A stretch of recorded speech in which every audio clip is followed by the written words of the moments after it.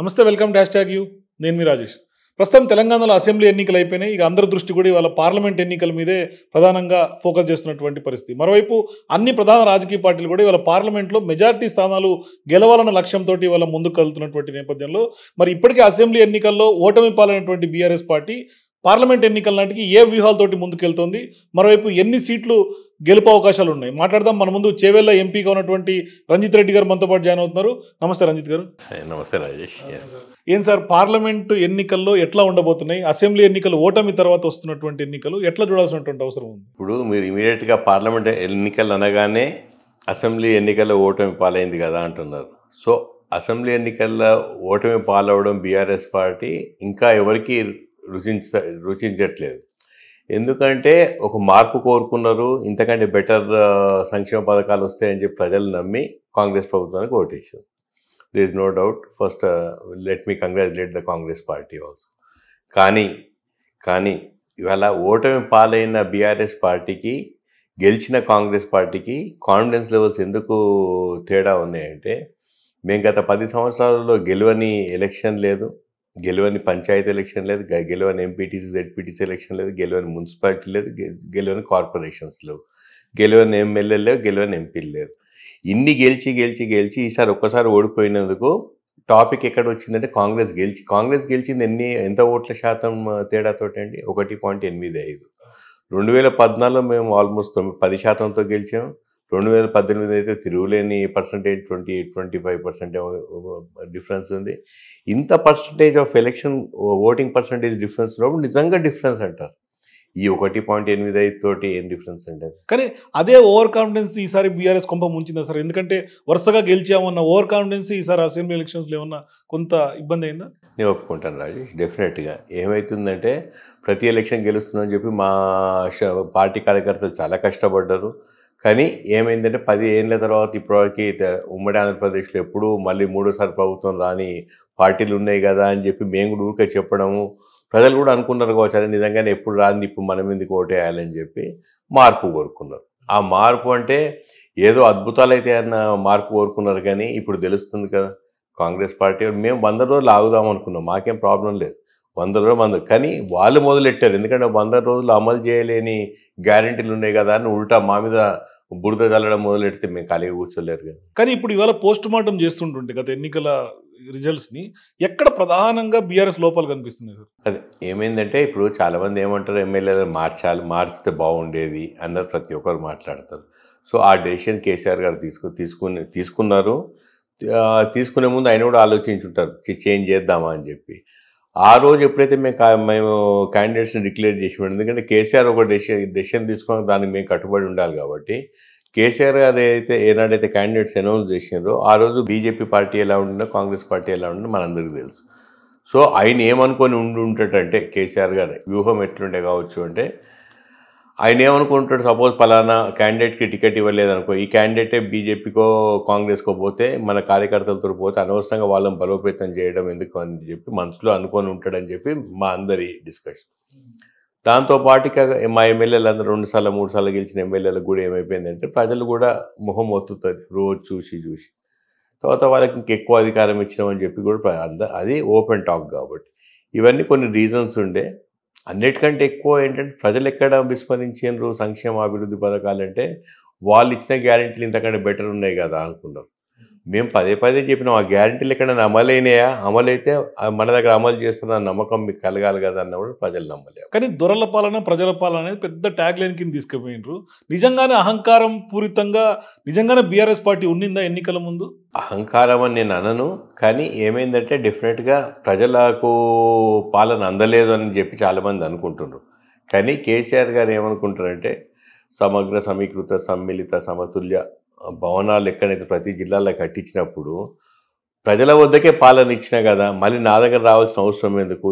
ఏ issue అయినా అక్కడ solve కాకపోతే నా దగ్గర రావాల్సిన ఇష్యూ ఉంది. అంతకంటే ముందు ఇలాంటి ఇవన్నీ కట్టడాలు లేకుండే, తర్వాత సమగ్ర డిపార్ట్మెంట్స్ అని ఒక దగ్గర లేకుండే కాబట్టి అప్పుడు నిజంగా చీఫ్ మినిస్టర్ దగ్గరకో మినిస్టర్ దగ్గర రావాలి. ఇప్పుడు ఏం అవసరాలు లేవు కదా ఆయన బలంగా నమ్మారు. మేబీ అందుకే ఒక తప్పు అయిపోయింది. మరోవైపు సర్వేలు అన్నీ చెప్తున్నప్పటికి కూడా ఎక్కడ అంటే కొంత ఎలక్షన్స్ నాటికి కొంత బీఆర్ఎస్ ఈ విధంగా ముందుకు వెళ్ళాల్సి వచ్చింది సార్? సర్వేలు చెప్పినా కూడా అప్పటికి ఏమైపోయిందంటే క్యాండిడేట్స్ అనౌన్స్ చేసిండ్రు. క్యాండిడేట్స్ అనౌన్స్ చెప్తున్నాం కదా పదే పదే. క్యాండిడేట్స్ అనౌన్స్ చేసి క్యాండిడేట్స్ రంగంలోకి వెళ్ళిపోయాక వాళ్ళ మళ్ళీ రీకాల్ చేసి ఇంకో క్యాండిడేట్ని పెడితే డెఫినెట్ కూడా వాళ్ళకు కూడా ఇదైపోతుంది, డిస్టర్బ్ అవుతారు. పార్టీ పరంగా కూడా ఒక పెద్దరికం అన్న తప్పు అయిపోతుంది. సో సర్వేలు అనేది అంతకంటే ముందు 2018 ఎలక్షన్లో కూడా ఇన్ని రావు అనుకున్నారు. అప్పుడు 88 సీట్లు గెలిచినారు. సో ఆ కాన్ఫిడెన్స్ కేసీఆర్ గారికి ఉండే కావచ్చు. సో మీరేమో ఇప్పుడు ప్రధానంగా కాంగ్రెస్ పార్టీ 6 గ్యారెంటీల మీద గ్యారెంటీలు అమలు కావట్లేదు అనేది ప్రధానంగా మీరు డే 1 నుంచి విమర్శిస్తున్నారు. వాళ్ళేమో ఇంకా మీరు అధికారంలో ఉన్నట్టుగానే భావిస్తున్నారు బీఆర్ఎస్ పార్టీ నేతలు అనేది వాళ్ళ వైపు నుంచి ఆరోపణ. అందరూ కేటీఆర్ వైపు నుంచి తీసుకుంటే ప్రతి ఒక్క బీఆర్ఎస్ పార్టీ నేతలు కూడా ఇంకా అధికారంలో ఉన్నట్టుగానే ఫీల్ అవుతున్నారు. అధికారం కోల్పోయినామనే ఒక దాని నుంచి బయటికి రండి అనేది వాళ్ళ వాదన. ఎట్లా చూడాల్సినటువంటి అవసరం ఉంది? అంటే ఎక్కడ కొంత గ్యాప్ కనిపిస్తుంది? కేటీఆర్ గారికైనా బీఆర్ఎస్ శ్రేణులకైనా అధికారం ఉండమని ఎందుకు అనుకుంటారండి? అంటే ఏమవుతుందంటే ఇక్కడ బలగం ఎక్కువ ఉంది. ఇక్కడ 60 లక్షల కార్యకర్తలు ఉన్నారు. ప్రతి సర్పంచ్ మావాడి, ప్రతి ఎంపీటీసీతో నేను చెప్పినట్టు అన్ని మున్సిపల్ ఎలక్షన్స్ ప్రతి దగ్గర మా వాళ్ళే ఉన్నారు. కాబట్టి వాళ్ళు పోయేసరికి ఏమవుతుంది, కొత్త ఇప్పుడు మీరు అంటున్నారు మా క్యాండిడేట్స్ ఎందుకు, వాళ్ళు ఎంతమంది కొత్త క్యాండిడేట్స్ 15-20 రోజుల ముందు వచ్చిన క్యాండిడేట్స్ గెలిచారు కదా. ప్రజలు మార్పు కోరుకున్నారు. ప్రజల తీర్పును గౌరవిస్తాం. మేము వేచి చూస్తాం 5 ఏళ్ళు. మనం అప్పుడు వాళ్ళు డిస్టర్బ్ చేయొద్దు అనుకున్నాం. 100 రోజుల వరకు ఆగుదాం అనుకున్నాం. వాళ్ళు శ్వేతపత్రం రిలీజ్ చేస్తున్నారు. మేమేమంటున్నామంటే ఒక ఫైనాన్స్ డిపార్ట్మెంట్ శ్వేతపత్రం రిలీజ్ చేస్తే సంతోషం. మేమే తప్పుడు నెంబర్స్ చెప్పినామా లేదా ఇంకేమైనా తప్పులు చేసినామంటే అది లేవనెత్తి చూపెట్టాలి. కానీ ఇప్పుడు ఎవరికైతే ఫైనాన్స్ అర్థమవుతుందో వాళ్ళకి సిఏజీ రిపోర్ట్స్ తెలుసు. ఏమన్నా వైట్ అండ్ బ్లాకే అప్పులు ఎన్ని ఉన్నాయో అని చెప్పి, అది నీ అప్పు నా అప్పు కాదు కదా రాజేష్, పర్సనల్గా తెచ్చుకొని వేరే వాళ్ళకి చెప్పకుంటుండే ఓపెన్ ఉండాలి కదా. ప్రభుత్వం కదా, అధికారులు సైన్ చేస్తారు కదా, మంత్రులు కేసీఆర్ ఇష్టం కాదు కదా. కానీ కాళేశ్వరం ప్రాజెక్ట్ అంత పెద్ద ఎత్తున ప్రచారం జరిగినప్పటికి కూడా ఎందుకు ఎన్నికల నాటికి బీఆర్ఎస్ పార్టీ వాడుకోలేకపోయింది? అదే టైంలో అది పిల్లర్లు కుంగిపోవటమైనా లేకుంటే వరుసగా కాళేశ్వరం చుట్టూత రాజకీయం జరిగింది. ఇవాళ ప్రభుత్వం కూడా కాళేశ్వరం మీదే కొంత పాయింట్అవుట్ చేస్తున్నటువంటి పరిస్థితి. మీరు అన్న పాయింట్ కరెక్టే. నిజంగా మేము చేసిన పనులు పదే ప్రతి ఎలక్షన్ చెప్పి అన్ని ఎలక్షన్స్ గెలిచాం కదా. సో అది కొంచెం పాతబడ్డది కావచ్చు అని మేము అనుకొని ఓవరాల్గా చేసిన సంక్షేమం, ఓవరాల్ చేసిన జీడిపి, ఓవరాల్గా సగటున ఆదాయం ఎంత పెరిగిందో అది చెప్పుకుంటూ వచ్చినాం. కానీ ఈ ఇండివిజువల్ ప్రాజెక్ట్స్ గురించి మాట్లాడలేదు. కాళేశ్వరం ప్రాజెక్ట్ గురించి వాళ్ళు పదే చెప్పే మాటల్లో ఒక తప్పు ఎక్కడ వస్తుంది రాజేష్ అంటే, ఫస్ట్ జీవో వచ్చింది 2007లో. 2007లో జీవో వస్తే 1500 కోట్లు తీసుకొని వాళ్ళు మొదలెట్టి 3 ఏళ్ళ వరకు దాన్ని రివైజ్ చేస్తూ పోయారు. మేము 3 ఏళ్ళ ప్రాజెక్ట్ ఫినిష్ చేసినాం. 10% ప్రాజెక్ట్ ఫినిష్ చేసి దాన్ని అంచనాలు పెరిగినాయి 45,000 కోట్లకు పెంచాం. మేము 45,000 కోట్లకు 90,000కు పెంచినాం. ఏది కరెక్ట్ అంటారండి? ప్రజలకు అన్నీ తెలుసు. తర్వాత ఆ 10% అమలు కానీ ప్రాణహిత చేయాలి. వాళ్ళ కాళేశ్వరం ప్రాజెక్ట్ మొత్తం అమలై నీళ్లు మొత్తం ఎక్కడ దాకా వచ్చినాయి అందరికీ తెలుసు. సో కాళేశ్వరం ప్రాజెక్ట్ అంత మంచిగా పర్ఫెక్ట్గా సెట్ అయినప్పుడు ఇక్కడ ప్రతి ఒక్కరు మాట్లాడుతుంటే కూడా బాధ అనిపిస్తుంది కదా. టాపిక్ ఎక్కడెక్కడ వస్తాయి, ఏమేమి తప్పుదేమో. మేడిగడ్డ ప్రాజెక్ట్, మేడిగడ్డ పిల్లర్ కుంగింది, డెఫినెట్ కుంగింది. అది సాంకేతిక లోపమా లేకపోతే టెక్నికల్గా ఇంకా తప్పులు చేసిందా అని చెప్పి లోతుపాత్రలు చూడాలి. మూడోది, అంత అల్లరి చేస్తే వాళ్ళు మళ్ళీ టెక్నికల్ ఫీజిబిలిటీ చూస్తే 400 కోట్లు ఖర్చు అవుతుందట ఆ పిల్లర్ని రిపేర్ చేస్తే. 400 కోట్లు ఎల్ఎన్టీఏ పెట్టుకుంటారా, గవర్నమెంట్ పెట్టుకుంటారా, వాళ్ళు డిసైడ్ చేసుకోవాలి. LNT company has signed agreement saying that they will stand to it. వాళ్ళకి ఏదైనా క్లాస్ ప్రకారం మేము కాదు 400 కోట్లు అయి ఉంటాయి, కాదంటే లేదు. ఫస్ట్ అయితే ప్రాజెక్ట్ రిపేర్ చేయండి, తర్వాత అది ఎవరి మీద ఎలిగేట్ చేస్తే చేయండి. సో ఇవాళ ప్రధానంగా అసెంబ్లీ ఎన్నికల తర్వాత పార్లమెంట్ మీద ఫోకస్ చేస్తుంది బీఆర్ఎస్ పార్టీ. ఇప్పటికే అన్ని పార్లమెంట్ల మీద కూడా రివ్యూస్ జరుగుతున్నాయి, క్యాడర్కి దిశానిర్దేశం కూడా చేస్తున్నారు. ఏంటి సార్ మొత్తం 16 గెలిచే లక్ష్యమా? ఎందుకంటే గతంలో కూడా కారు సారు 16 అనే నినాదంతో ముందుకు వచ్చారు. సో ఈసారి పార్లమెంట్లో ఏ నినాదంతో ముందుకెళ్ళబోతున్నారు? ఎప్పుడైనా తెలంగాణ గలం బలం దళం టీఆర్ఎస్ పార్టీ అని అందరికీ తెలుసు. సో మేము టీఆర్ఎస్ పార్టీని బీఆర్ఎస్ పార్టీ మార్చి నేషనల్ పాలిటిక్స్లో పోవాలనుకున్న కేసీఆర్కి ఇవాళ మేము అసెంబ్లీలో ఓడిపోయినాం కాబట్టి మా గురించి ఇలా మాట్లాడుతాం. కానీ మీరు 2014లో పార్లమెంట్ 15th, 16th, 17th ఏ పార్లమెంట్ చూసినా కూడా మాకు బీఆర్ఎస్ ఎంపీలు ఒకరు ఉన్నారా, 2 ఉన్నారా, 9 మంది ఉన్నారు, 11 మంది ఉన్నారు, రకరకాల నెంబర్స్ కూడా చూడండి. ఓవరాల్ సగటున బీఆర్ఎస్ పార్టీ ఎంపీ ఎన్ని క్వశ్చన్లు అడిగిండు, ఎంత నిధుల కోసం ఫైట్ చేసిండు, ఎన్ని బిల్స్ ప్రవేశపెట్టిండు చూస్తే ఎప్పుడు బీఆర్ఎస్ పార్టీది ఎక్కువ ఉంది. సో ఇవాళ కాంగ్రెస్ వాళ్ళు కూడా మొన్న 4 ఉండిని, మొన్న 3 ఉండిని. బీజేపీ వాళ్ళు 4 ఉండిని, మేము 9 మంది ఉంటిమి. ఎక్కువసార్లు మాట్లాడింది తెలంగాణ రాష్ట్రం గురించి మేమే మాట్లాడాం కదా. మరి నిజంగా అప్పుడైతే వరి ధాన్యం కొనమన్నప్పుడు మేము వెళ్ళకపోయి రోజు నిరసనలు తెప్పి లొల్లి చేస్తే ఏ ఒక్క రోజైనా ఒక కాంగ్రెస్ ఎంపీ బీజేపీ ఎంపీ వచ్చారా? అప్పుడు ప్రజలు గుర్తు రాలేదా? అవన్నీ మీరు చేస్తే ఎప్పుడైనా గలం అంటే డెఫినెట్గా బీఆర్ఎస్ పార్టీ. కానీ ఇవాళ జాతీయ స్థాయిలో మీరు వెళ్తామన్నది ఒక నినాదంతో టీఆర్ఎస్ని బీఆర్ఎస్గా మార్చారు. కానీ ఇవాళ మీ లీడర్లే కడియం శ్రీహర్ లాంటి వాళ్ళే బీఆర్ఎస్గా కాదు మళ్ళీ టీఆర్ఎస్గా మార్చాల్సినటువంటి అవసరం ఉందనేది ఒపీనియన్స్ చెప్తున్నారు. అది అంటే దాన్ని యాక్సెప్ట్ చేయాల్సిందేనా, లేకుంటే నిజంగానే జాతీయ స్థాయిలో వెళ్ళలేనటువంటి పరిస్థితి ఏమైనా ఉందా? నన్ను అడిగితే ఏమవుతుందండి అంటే, మేము ఇవాళ అసెంబ్లీలో గెలిచుంటే కేసీఆర్ గారు డెఫినెట్గా మంచి ఉత్సాహంతో పార్లమెంట్ ఎలక్షన్ టైంలో బయట తిరిగారు. ఇవాళ గెలవలేదు కాబట్టి కేసీఆర్ గారు తను రికవర్ అయ్యాక బయటకు వచ్చాక ఏం మాట్లాడుతుందో తెలియదు, కానీ అలా అభిప్రాయాలు చెప్పడం తప్పులేదు. అభిప్రాయాలు చెప్పినాక అన్నీ డిస్కస్ చేసి కన్సిడర్ చేసి డెలిబరేట్ చేసి కేసీఆర్ డెసిషన్ తీసుకుంటారు. సో కొందరు అభిప్రాయం ఏంది, టీఆర్ఎస్ పార్టీ ఉంటేనే బాగుండే, మనకు అదే కలిసి వచ్చింది, మనం అన్నీ చేసినాం, అది కావచ్చు. కడియం శ్రీహర్ గారి ఒపీనియన్ కరెక్టే కావచ్చు, నేను దానికి కూడా ఏకీభవిస్తే కావచ్చు, కానీ కేసీఆర్ గారు డెసిషన్ తీసుకుంటారు. కానీ ఇప్పుడు అధికారంలో మీరు ఉన్నప్పుడే గతంలో 9 పార్లమెంట్లు గెలిచినటువంటి పరిస్థితి, ఇవాళ 16 గెలిచే అవకాశం ఉందంటారా ఇప్పుడున్నటువంటి సిచ్యువేషన్? ఇప్పుడు మీరు ఎలా అంటే లాస్ట్ టైం బీజేపీ 4 గెలుస్తుంది అనుకుందా, కాంగ్రెస్ 3 గెలుస్తుంది అనుకుందా? మీకు తెలుసు కాంగ్రెస్ ఎంపీలు గెలిచిన ఎంపీలు ఎవరు కౌంటింగ్ దగ్గరకు వెళ్ళలే, 100% ఓడిపోతామని.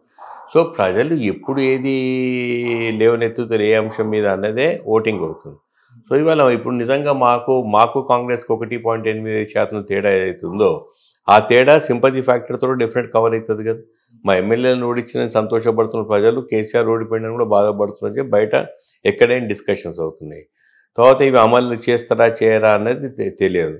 ఇవన్నీ డిస్కషన్స్ చూస్తుంటే ఏమవుతుందండి అంటే కేసీఆర్ గారు ఓడిపోయిననే బాధ ప్రజల్లో ఉందా, బీఆర్ఎస్ పార్టీ శ్రేణుల్లో ఉందా? 100% బీఆర్ఎస్ పార్టీ శ్రేణుల్లో ఎందుకు ఉండదు, అది ఇట్లా ఉంటుంది, ప్రజల్లో ఉందని చెప్పి ప్రతి ఒక్కరు చెప్తున్నారు కాబట్టి. అంటే నెల రోజుల లోపల ఈ టాక్ వచ్చిందా సార్ అప్పుడే? నేనే అది చెప్పేది, ఎలక్షన్లో 10% తేడా ఉందనుకోండి, మా బీఆర్ఎస్ శ్రేణులు వచ్చి ప్రజలు బాధపడుతున్నారన్న కేసీఆర్ గారు ఓడిపోయిందని చెప్తే పెద్ద నేను కూడా నమ్మకపోయారు.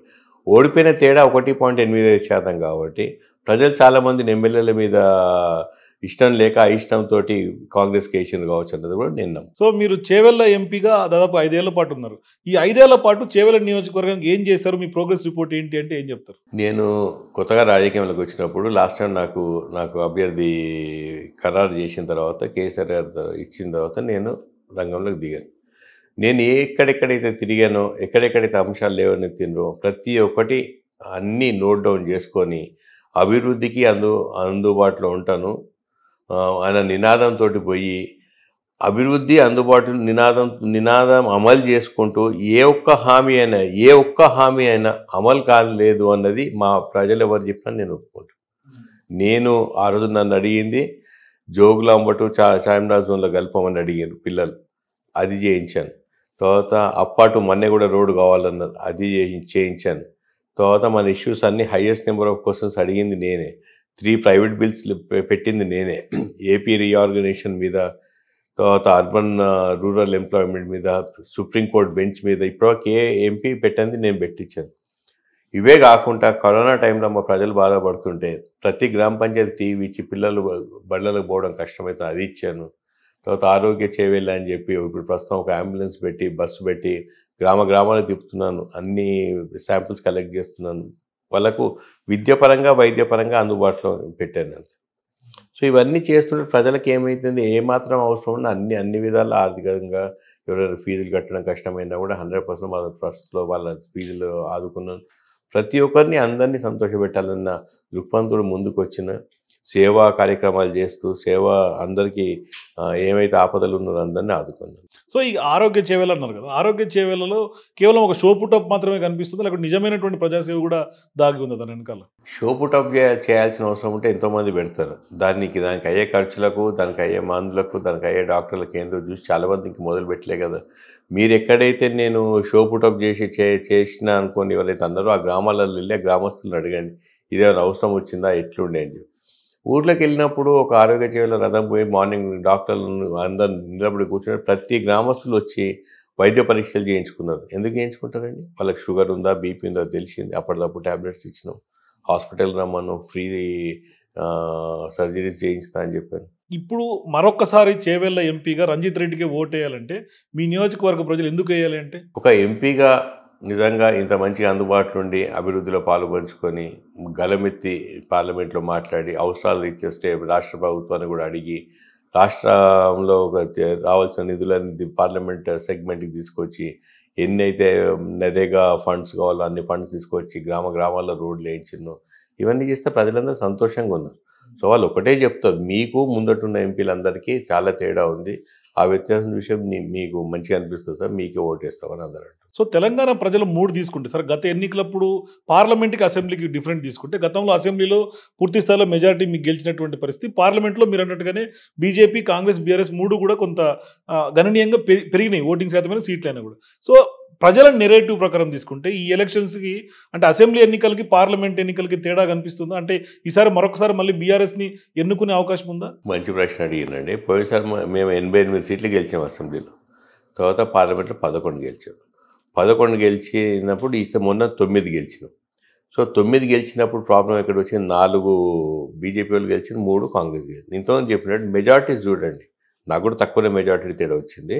కానీ ఈ మెజార్టీలు అన్నీ చిన్న తక్కువ తేడాలతో ఓడిపోయారు.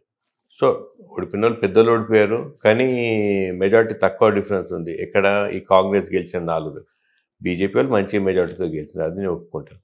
సో ఇప్పుడు మేము we have to fight back. వాళ్ళు అప్పుడైతే అన్ని ఓడిపోయినా కూడా నిరాశ చెందకుండా కాంటెస్ట్ చేసింది. సో మేము అందరం కాంటెస్ట్ చేస్తాం, అందరం గలం ఎత్తుతాం.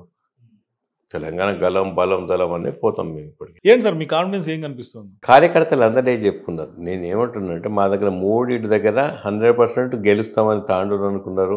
ఓ స్టేజ్లో వికారాబాద్ టఫ్ అన్నదాన్ని మేము కూడా గెలుస్తామని మా సర్వేలో మంచిగా చూపెట్టినాయి. సో పరిగి ఒకటి అనూహ్యంగా కొంచెం ఎక్కువ తేడా వచ్చింది. కానీ ఈసారి చూడండి, ప్రతి ఒక్కరు అక్కడ ఆ 3 కాన్స్టిట్యూన్సీలో లీడ్ వస్తుందా రాదా మీరు చూడండి. అంతేగాని ఎక్కడ కూడా బీఆర్ఎస్ పార్టీ వీక్ అవ్వలేదు అనేది లేదు. ఇప్పుడు ఉత్తర తెలంగాణలో వీక్ కాలేదంటే నేను ఒప్పుకోను. అక్కడ కాంగ్రెస్ వాళ్ళకి చాలా మంచి మెజారిటీస్ వచ్చినాయి. వాళ్ళు చాలా వ్యత్యాసంతో మా కాన్స్టిట్యూన్సీలో చూడండి ఓవరాల్ ఎంత తేడా అండి. మాకు బీజేపీకి 3.5 lakh ఓట్స్ ఎక్కువ తేడా వచ్చింది. మా కాంగ్రెస్ కంటే ఇవాళ 1,00,000 ఓట్లు ఎక్కువనే. మీ నియోజకవర్గ ప్రజలకు ఎన్నో మీరు డెవలప్మెంట్కి సంబంధించి గతంలో ఎన్నికల ముందు హామీలు ఇచ్చి ఉంటారు. అందులో ఎన్ని నెరవేరినాయి, ఎన్ని నెరవేరలేదంటే? 100% నెరవేరినాయి అంటే నేను ఒకటి నెరవేరలేదంటే, ఇప్పుడు 111 జీవో గురించి ఇష్యూ ఎప్పటికెళ్ళో ఉండే. 111 జీవో అఫీషియల్ జీవో తీసుకొచ్చింది నేను. తర్వాత వికారాబాద్ పట్టణంలో ఒక బ్రిడ్జ్ కావాలి 100 కోట్లకు. అది 20-30 సంవత్సరాల నుండి అందరూ మాట్లాడతారు, ఆపారు. నేను శాంక్షన్ చేయించుకోవచ్చు. సో ఇవన్నీ నేను ఎందుకు శాంక్షన్ చేయించినాము, తాండూరుకు 100 కోట్ల పైన వచ్చాయి. మొన్నటికి మొన్న 60 కోట్లు వికారాబాద్ మున్సిపాలిటీకి వచ్చినాయి. 25 కోట్లు నేను ఇక్కడ తెప్పించాను, ఎక్కడికి, మన పరిగికి. శంషాబాద్లో ఒక డిగ్రీ కాలేజ్ తీసుకొచ్చినాం. 50 కోట్ల మున్సిపాలిటీకి డబ్బులు శాంక్షన్ చేయించాను. ఇవన్నీ డెఫినెట్గా చాలా మంచిగా ఇంప్లిమెంట్ చేసాం. మీరు షేర్లింగంపల్లినైతే అత్యద్భుతమైన డెవలప్మెంట్. ప్రతి గల్లీలో రోడ్లు, సీసీ రోడ్లు, ప్రతి దగ్గర వాటర్ ప్రాబ్లం లేకుండా పర్ఫెక్ట్ చేసినారు. మా ఎమ్మెల్యేలు అందరూ చాలా బాగా కష్టపడ్డారండి. ఇప్పుడు మా సబితా ఇంద్రారెడ్డి గారే కావచ్చు, మా గాంధీ గారు, మా ప్రకాష్ అన్న, మా యాదయ్య గారు, గెలిచిన 4 అభ్యర్థులు చాలా పని చేశారు. మా ఓడిపోయిన అభ్యర్థులు చూడండి, ఎప్పుడూ మహేష్ గారు పరిగిలినే ఉండేది, ఆనంద్ అయితే అక్కడనే రెసిడెన్స్ ఉండే, రోహిత్ వచ్చిపోయేది, అక్కడ మా మహేందర్ రెడ్డి గారు ఉండే కాబట్టి వచ్చిపోయేది. కాబట్టి 100% బీఆర్ఎస్ పార్టీ ప్రెజెన్స్ ఉండే 5 సంవత్సరాలు. ఎమ్మెల్యేల కొనుగోలు అంశం ఏమన్నా ప్రభావితం చూపించింది అనుకుంటారా ఆ నియోజకవర్గంలో? అట్లా ప్రభావితంగా అనిపిస్తే వేరే దగ్గర ఎంతైతే తేడా వచ్చిందో నెంబర్ ఆఫ్ ఓట్స్ అంత డిఫరెన్స్ ఇక్కడ కనబడలే కదా. చెప్పేదంటే 5-6 వేలు, 10-12 వేలు is not a big number. ఎందుకంటే వేరే ఎమ్మెల్యేలు ఎంత డిఫరెన్స్ ఓడిపోయినా మాదంతా అంత పెద్దది తేడా అనిపించదు. సో అంటే ఇప్పుడు ప్రస్తుతం ఉన్నటువంటి గాలి చూస్తుంటే తెలంగాణలో కాంగ్రెస్ పార్టీ గాలి మొన్న ఎలక్షన్స్లో వీచింది. ఇప్పుడు కూడా కొంత ఉన్నటువంటి పరిస్థితి. ఈ సందర్భంలో కొంత చేవెళ్ళ నియోజకవర్గంలో గతంలో కొండ విశ్వేశ్వరరెడ్డి కూడా కొంత బీజేపీ నుంచి కూడా ఆయన కూడా ఉన్నాడు. సో అక్కడ కొంత బీజేపీకి అర్బన్ ఓట్ బ్యాంక్ కూడా కొంత కలిసి వచ్చే అవకాశం. శేర్లింగంపల్లి తీసుకున్నా అట్లా కొన్ని ఏరియాలు తీసుకుంటారు. సో ఒకవైపు బీజేపీ, మరోవైపు కాంగ్రెస్, రెండింటినీ మీరు ఎట్లా ఎదుర్కోబోతున్నారు? అవునండి, ఫస్ట్ ఇప్పుడు మాకు ప్రధాన శత్రువు కాంగ్రెస్ అని మీరు అంటున్నారు కాబట్టి, కాంగ్రెస్ నిజంగా అద్భుతంగా వేవ్ ఉంది అని అంటున్నారు కదా, వేవ్ లేదు. ఇప్పుడు ఎలక్షన్లు గెలిచి ఎంత వేవ్ అండి, వాళ్ళకి 64, మాకు 39 కదా. మా వాళ్ళు 10 ఇంకో 10-12 మంది గెలిస్తే మేమే ప్రభుత్వంలోకి వద్దాం. సో ఎవరెవరు అయితే ఎంతెంత తేడాలతో ఓడిపోయింది, అది కూడా బ్యాడ్ లెక్క. ఇవాళ కేసీఆర్ గారి bad luck, Revanth Reddy luck కలిసింది కాబట్టి ఆయన సీఎం అయ్యారు. దాని గురించి కామెంట్ చేయడం తప్పు అవుతుంది. కానీ వాళ్ళ వేవ్ ఉందంటే నేను ఒప్పుకోను. వేవ్ ఉంటే వ్యత్యాసం చాలా ఎక్కువ ఉండాలి. 1.85 వచ్చింది, అది కవర్ అవుతుంది ఒకటి. తర్వాత ప్రజలు బాధపడుతున్న కేసీఆర్ ఓడిపోయిందని చెప్పి బాగా టాక్ వచ్చింది కాబట్టి నిజంగా వాళ్ళు ఆ బాధ వ్యక్తం మన ఓటు రూపంలో చేయాలనుకుంటే డెఫినెట్గా మాకు పర్సంటేజ్ ఆఫ్ ఓట్స్ కాంగ్రెస్ కంటే ఎక్కువ వస్తాయి. ఇక్కడ బీజేపీ ఉందనుకోండి, బీజేపీకి మాకు 3.5 లక్షల తేడా ఉంది. ఇవాళ బీజేపీకి ఇక్కడ ఏవైతే 3 కాన్స్టిట్యున్సీలు ఉన్నాయో వాళ్ళకి ఆల్రెడీ పీక్ ఓట్స్ వచ్చినాయి. ఆ పీక్ ఓట్స్ కంటే ఇంకెక్కువ ఏమొస్తాయి, లక్షలకు వచ్చినాయి. ఇంతకంటే ఎక్కువ ఏమో వచ్చినా కూడా ఇంకో 1,00,000 వస్తాయి. కానీ పార్లమెంట్ ఎన్నికల నాటికి ఆ బీజేపీ పార్టీ ప్రధానంగా ఇవాళ అయోధ్య అంశాన్ని తెర మీద తీసుకొస్తున్నారు. అది వాళ్ళకి ఎంత మేర బెనిఫిట్ అయ్యే అవకాశం కనిపిస్తుంది? ఇంకా అయోధ్య రాముడు అందరికీ రాముడే. అయోధ్య రాముడైనా, భద్రాచలం రాముడైనా, ఎక్కడ ఏ గుడిలో ఉన్నా, మా ఇంట్లో ఉన్న రాముడైనా ఒకటే రాముడు. So Ayodhya issue already talk వచ్చింది కాబట్టి ఇవాళ వాళ్ళకి 8 సీట్లు వచ్చినాయి, ఇన్ని ఓట్స్ వచ్చినాయి. అది కూడా డెఫినెట్గా అది వన్ ఆఫ్ ద రీజన్. 20 రోజుల ముందుకి కొత్తగా ఏముండదు. అయోధ్య గుడి అయిపోతుందని అందరి టాక్, 22కి ఇనాగ్రేషన్ ఉందని తెలుసు. అసెంబ్లీలో కూడా అయోధ్య రామ మందిరం విషయం డెఫినెట్గా ఆ ఫీల్ వచ్చేసింది ఆల్రెడీ, అప్పటికెళ్ళే ఫీల్ వచ్చేసింది. ఇప్పుడు ఎందుకు? సో పార్లమెంట్ కూడా అదే కలిసి వస్తుంది అంటారు. అదొక్కటే వాళ్ళకి మంచి అంశం కాదనట్లేదు. అంటే ప్రతి పార్లమెంట్ ఎన్నికల నాటికి బీజేపీ ఏదో ఒకటి తెర మీద తీసుకొస్తుంది. ఒకసారి పుల్వామా అటాక్ అని, ఇంకోసారి సర్జికల్ స్ట్రైక్స్ అని, ఈసారి అయోధ్య. అంటే కేవలం హిందుత్వ ఎజెండాతోటే వాళ్ళకు ఓట్లు పడుతున్నటువంటి పరిస్థితి భారతదేశంలో. 80% పైన హిందువులు ఉన్న భారతదేశం, 140 కోట్ల జనాభా, అంతకంటే మంచి ఎజెండా అంశం ఇంకేముంటుందండి నేషనల్ పాలిటిక్స్లో? అంతే కదండి.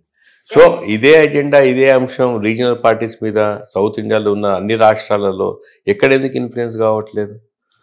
సో కాంగ్రెస్ వీక్నెస్ వాళ్ళ స్ట్రెంగ్త్ అయిపోయింది. సో ఎప్పుడైతే రాహుల్ గాంధీని పప్పున్నారు, జోకర్, ఇవన్నీ ఈయన వీక్నెస్ తోటే మోడీ ఇంకా స్ట్రాంగ్ అయింది కదా, అది అందరూ యాక్సెప్టెడ్ ఫ్యాక్ట్.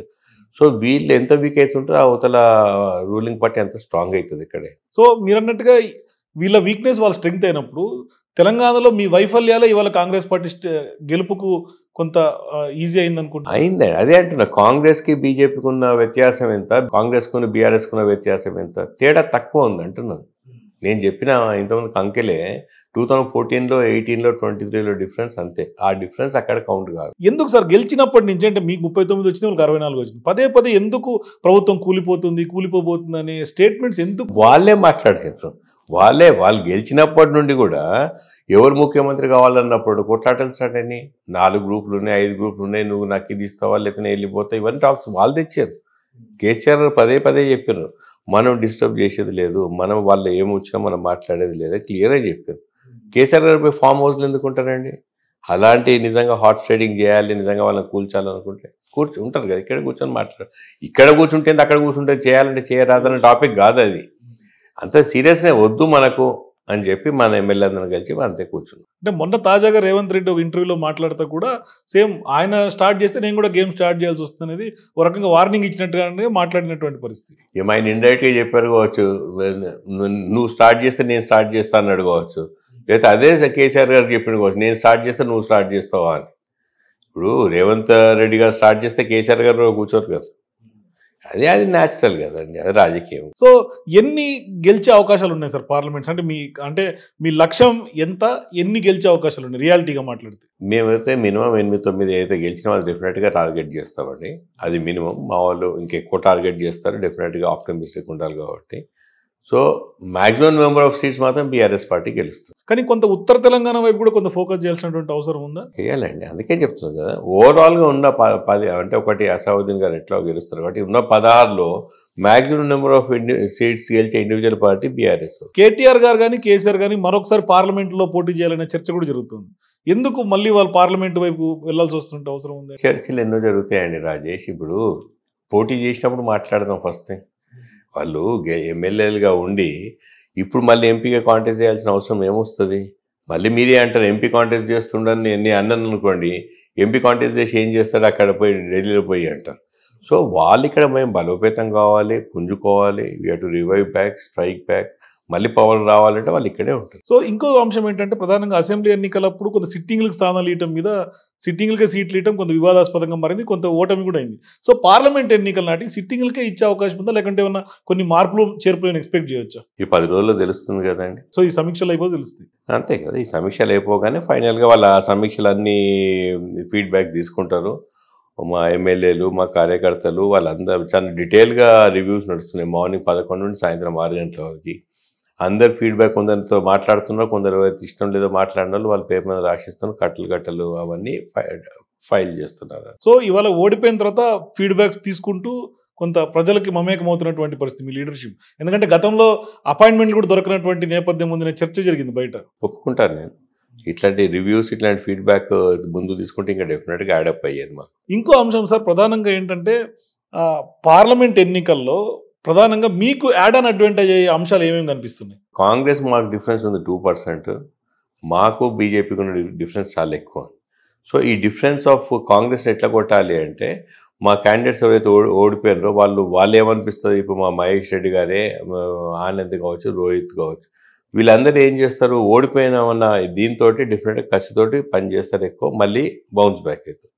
ఇట్లా మాకు తర్వాత ప్రజలకు కూడా నేను అంటున్నాను సింపతి ఉంటుందని.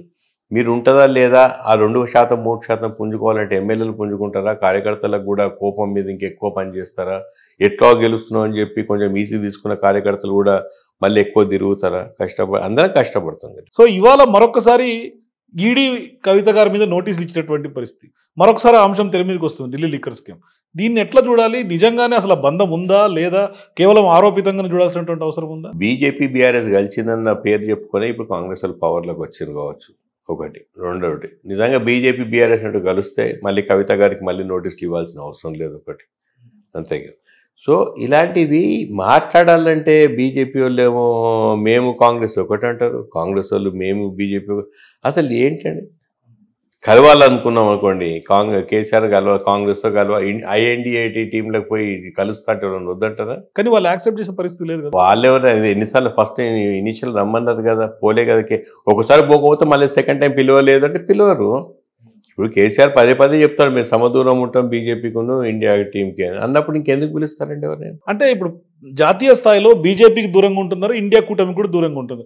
ఏంటి బీఆర్ఎస్ పార్టీ ఎజెండా ఏంటి, నెరేటివ్ ఏంటి? ఎప్పుడైతే మేము ఒక జాతీయ పార్టీ అని చెప్పి మేము బయటకు వచ్చి బీఆర్ఎస్ పార్టీ పెట్టుకున్నామో అప్పుడు మాకు ఈ సమదూరం ఉండకపోతే వాళ్ళతో కలిసినాక ఇంకేముంటుంది, పార్ట్ ఆఫ్ ఎన్డీఏ అవుతాం లేదా పార్ట్ ఆఫ్ యూపీ అవుతాం కదా. సో కేసీఆర్ గారి లక్ష్యం ఏంది, ఏదైతే తెలంగాణ రాష్ట్రం సాధించిన తర్వాత తెలంగాణ రాష్ట్రాన్ని బంగారు తెలంగాణ చేసి సంక్షేమంలో అభివృద్ధిలో నెంబర్ 1 అందరికీ తెలుసు, దేశం అంతా తెలుసు. అన్ని రంగాల్లో ముందుకు పోయిన తెలంగాణ రాష్ట్రమే ఒక రోల్ మోడల్గా అన్ని రాష్ట్రాలకు పోవాలని కేసీఆర్ బలంగా నమ్మారు. దాంట్లో తప్పు లేదు.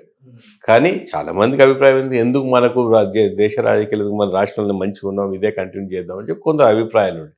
కేసీఆర్ గారు ఏమంటారు, అందరం అట్లనే ఇంట్లో కూర్చున్నాం అనుకోండి, నాకు 70 ఏళ్ళు వస్తే నాకేం అవసరం బయట తిరిగేది, అలానే అందరం కూర్చుంటే దేశం ముందుకు పోదని ఆయన అభిప్రాయం. సో కాంగ్రెస్ పార్టీ వాదన ఏంటంటే పార్లమెంట్ ఎన్నికలు వస్తున్నాయి కాబట్టి మరొకసారి కావాలనే కవితకు నోటీసులు ఇవ్వడం ద్వారా కొంత డిఫరెంట్గా ఉంది అని చెప్పుకునే ప్రయత్నం చేస్తున్నారు అనేది కాంగ్రెస్ వాళ్ళ వాదన. అంటే బంధం లేదు అని చెప్పుకునే. అలాంటప్పుడు అసెంబ్లీ ఎలక్షన్ల ముందే కవితకు నోటీస్ ఇస్తే మేము ఇంకా బాగుపడేది కావచ్చు మీ లెక్క ప్రకారం. మీ ఇద్దరం ఒకటి అనుకుంటే అప్పుడే కవిత గారికి నోటీసులు ఇచ్చేసి మేము ఇంకా ఎక్కువ అడ్వాంటేజ్ తీసుకుందాం కదా. అసలు మేమేంటి, బీజేపీ ఏంటి, ఈడీ ఏంటి, అసలు దేనికి రిలేషన్ ఏంటి? వాళ్ళు ఎవరు పని చేసేది వాళ్ళు చేస్తారు. అంటే కేవలం పొలిటికల్ ఎజెండాలో భాగంగానే ఇవంతా కూడా లింకప్ చేస్తున్నారా? ఇప్పుడు నేనేమంటాను, లిక్కర్ స్కామ్ ఉందండి. లిక్కర్ స్కామ్లో ఎన్ని ఇయర్స్ నుండి నడుస్తూనే ఉంది. అరెస్ట్ అయిన వాళ్ళు అరెస్ట్ కానీ ప్రూవ్ అవుతారు, బెయిల్ తీసుకున్నారు. సో అట్లాంటి ఎన్నో స్కామ్లలో దీనికి బీజేపీకి బీఆర్ఎస్కి ఎందుకు ముడిపెట్టాలి? ఆ లిక్కర్ స్కామ్ ఉంది, అది నడుస్తుంటుంది. దాని ఇంటరోగేషన్, దాని రోల్ ఎట్లా చేయాలో అది వాళ్ళు చేస్తారు, ఈడీ. దాని తర్వాత అది టర్మ్స్ ఏమేమి టర్మ్స్ తీసుకుంటారో అప్పుడు చూద్దాం. సో చివరిగా సార్, మీరు పార్లమెంట్ ఎన్నికల్లో చేవెళ్ళ నుంచి పోటీకి బరిలో ఉండబోతున్నారు, ఇప్పటికే క్లారిటీ వచ్చింది, మీరు వర్క్ స్టార్ట్ చేసారు. ఎంత మెజారిటీ ఎక్స్పెక్ట్ చేస్తారు ఈసారి? నేను లాస్ట్ టైం కూడా అదే చెప్పానండి, ఇప్పుడు అదే చెప్తున్నాను. గెలవడం ముఖ్యం నాకు. ఎందుకు ఇప్పుడు ప్రజలు బలంగా నమ్మాల్సింది ఏంటంటే మనకు నిజంగా బీఆర్ఎస్ పార్టీ శ్రీరామ రక్ష. సో బీఆర్ఎస్ పార్టీ తోటి మనకు టీఆర్ఎస్ పార్టీ తోటి తెలంగాణ వచ్చింది, బీఆర్ఎస్ పార్టీ తోటి ఇంత అభివృద్ధి చెందింది. మన కార్యకర్తలందరికీ ఏముంటుందంటే మనోళ్ళని గెలిపించుకోవాలని ఉంటుంది. సో చూద్దాం, ట్రయాంగులర్ కాంటెస్ట్లో నాకు ఇన్ని వస్తాయి అన్ని వస్తాయి అని చెప్పుకోవడం నా స్టైల్ కాదు. కానీ గెలుస్తాను, గెలవడం మాత్రం 100%. ఎంత majority time so triangle fight లో బయటపడే ఛాన్స్ ఉందంటారా? డెఫినెట్ 100% బయటపడుతుంది. థ్యాంక్ యూ రంజిత్ రెడ్డి గారు. ఇది చేవెళ్ల పార్లమెంట్ సభ్యులు రంజిత్ రెడ్డితో exclusive interview. For more videos please watch #.